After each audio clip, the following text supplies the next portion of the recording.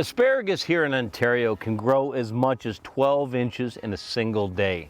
Now, I've been having fresh asparagus for a couple weeks now, and it's time to take what I've got left over and pickle it. Pickling it allows me to enjoy it all year round. Now, if you're going to get into growing asparagus, it's not something you can start this year and harvest it in the same year. You plant the roots, you can see that you line them out with about 36 inches in between rows, and then you cover it with a really good mulch to keep the weeds down. Asparagus are incredibly nutritious, they're full of antioxidants, and they taste great. When we can it, we can enjoy it year round, and harvesting it is as simple as holding the base and either snapping it off or just simply taking a knife, a serrated knife, and nicking the bottom. It's that easy. Let's get these to the kitchen. This pickled recipe has got some fire and some heat.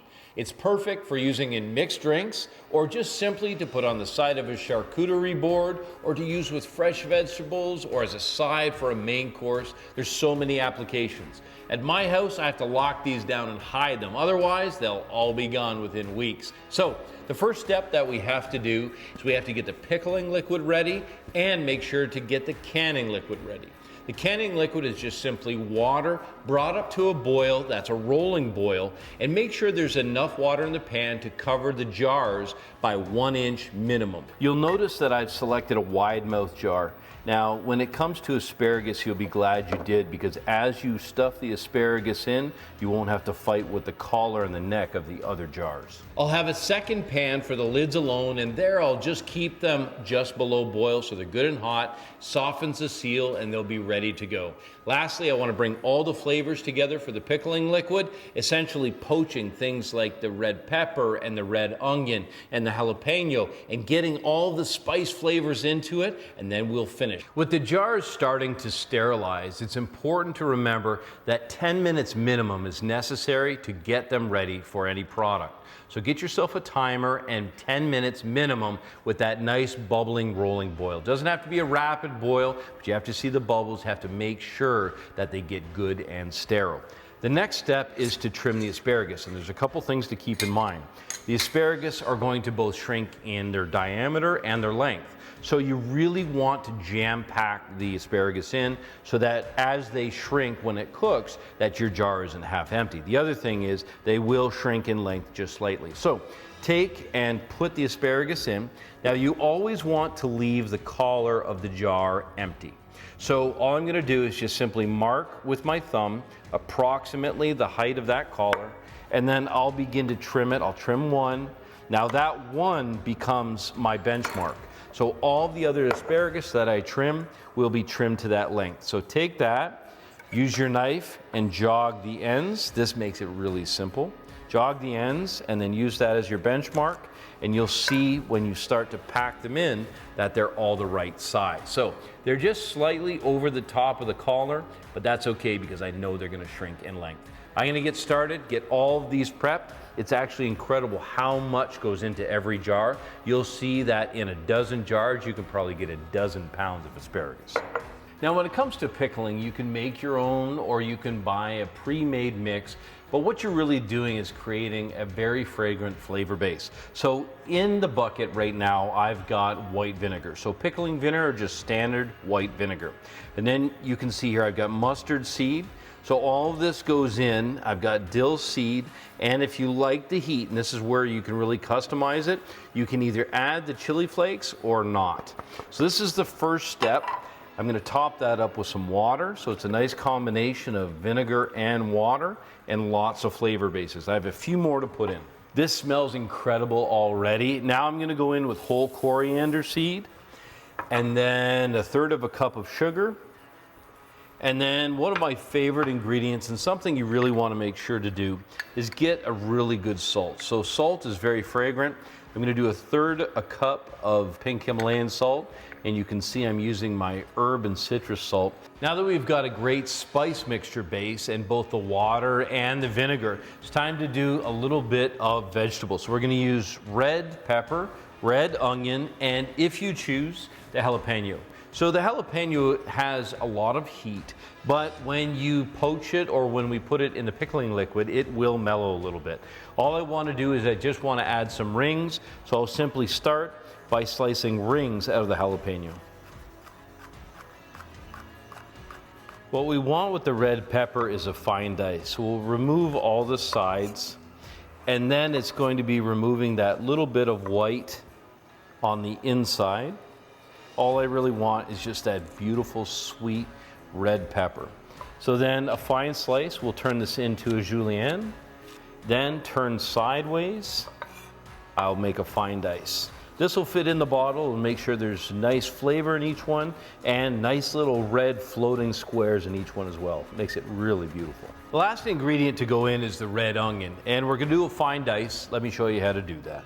Take the tip off, and then take off the root, leaving it just enough intact so you can handle it. Slice it in half, and then you can see this is the root and the tip, and you can see those different layers. We're going to take off. These onions are pretty fresh.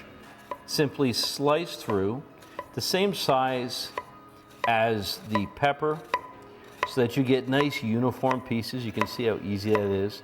The motion I'm using is to press down and draw back at the same time, so it's slicing. Then with your hands up so you don't cut yourself, hold that down, and with a sawing motion, slice through, and then do the same again. Lastly, there's that fine dice we're looking for. That'll find its way into every jar. With the jars all sterilized, it's time to remove them. You'll notice that I've got a special tool. It's inexpensive. It allows me to control the jar comfortably, empty it, and the key is any tools you use, make sure to sterilize them before use. You can see that I've got the jars on a cooling rack, which will really come in handy when you're all finished to get the jars cooled when you let them set for 24 hours. But here's the time where I want to build a few more flavors. So I'm putting a full clove of garlic. Now this is where you can really customize the recipe for yourself. Sliced in half into each jar. And then this is one of my secret ingredients, star anise. I'm going to put one of those in every jar. They're beautiful and they are fragrant. And then the last thing to do is to put some fresh dill in. The reason that I do all of this now is that it's difficult to get it in later when it's filled with asparagus. So I'll put the whole stem in, making sure that it falls down inside. The important thing is not to come into contact with any of the outside surface and just to drop it into place, and then I'm going to start filling with asparagus. Now it's very important to put a steaming hot liquid inside the jars.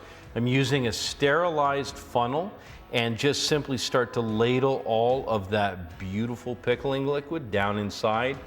What I do to make sure I get a good even distribution of all the goodies inside the pickling liquid is give it a stir just before I put it in and then start ladling it in. It's time for the jars to go in. Now remember, you have to remove a bunch of the hot water in order to put these in. Now I've used sterilized tongs and you'll see that I've put all the lids on. It's really important at this point not to come into contact with that lid, and if you do, use sterilized tools. You want to put the ring on and just snug it down. It's not something you want to do tight, so you should literally just gently tighten it. It should just be snug, and then these can begin to go back in. I'll use the same tool that I use to take them out, and this way I'll have plenty of control and the weight won't bother me at all. They're cantilevered, so they give you lots of power. In it goes, and make sure to cover it with an inch or more of water.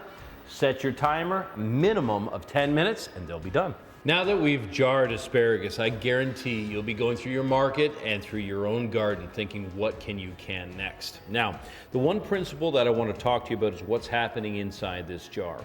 Right now, all the liquid and that tiny bit of air in the neck is heated up. So it has expanded. Now, as it cools, that liquid and that air will contract, creating a vacuum. And right now, this lid is convex, so it's slightly bent upwards. And as the air and the water and the liquid contract, it'll get concave, which means it'll be bowing like this. It'll cause that lid to snap down. That's what you're looking for.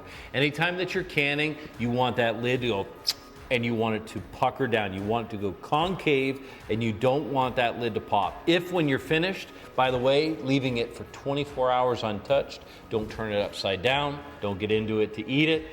Make sure that that is concave. When it is and that lid doesn't snap, you'll know that you've got a successful canning.